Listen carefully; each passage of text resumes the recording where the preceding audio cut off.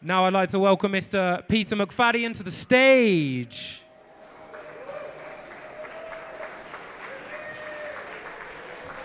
A little bit more than 14 years ago, I and my family were washed off a beach in the very southernmost tip of Sri Lanka in the Asian tsunami.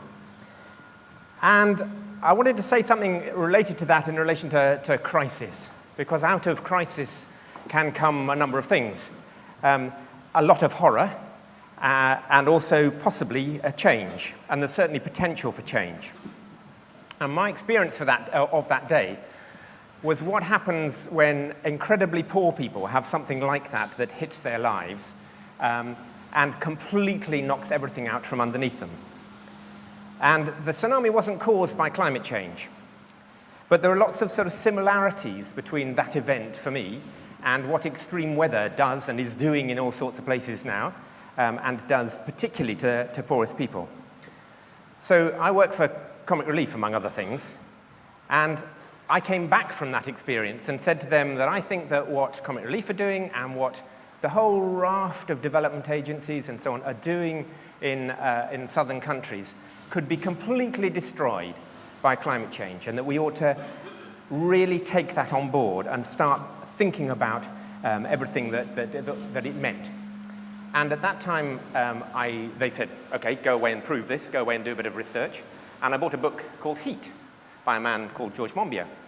And that was very much part of my early research into climate change. And Comic Relief went on to do a lot of work and still do.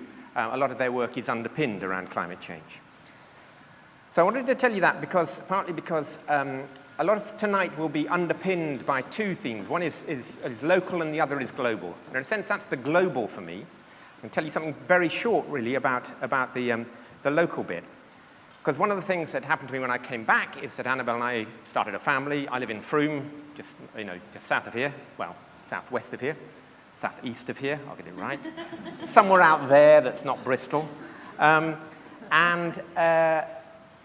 I came back and realized that there was I was being faced with a lot of poverty and social injustice in Frome, as well as the work that I've been doing in other countries.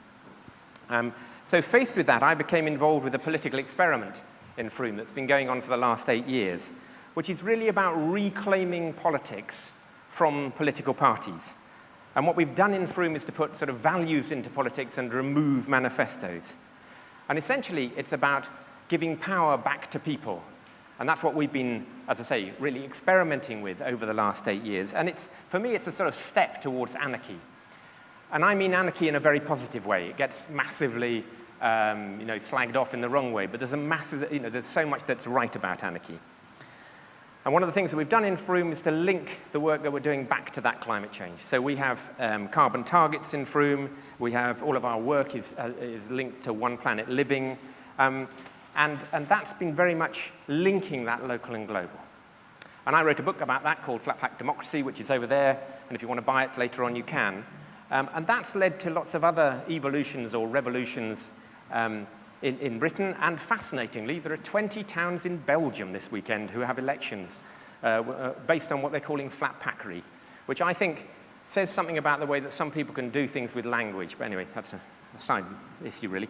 Anyway, one of the things that links I and George to is that he wrote a much more recent book called Out of the Wreckage, which shares a lot of those ideas about community.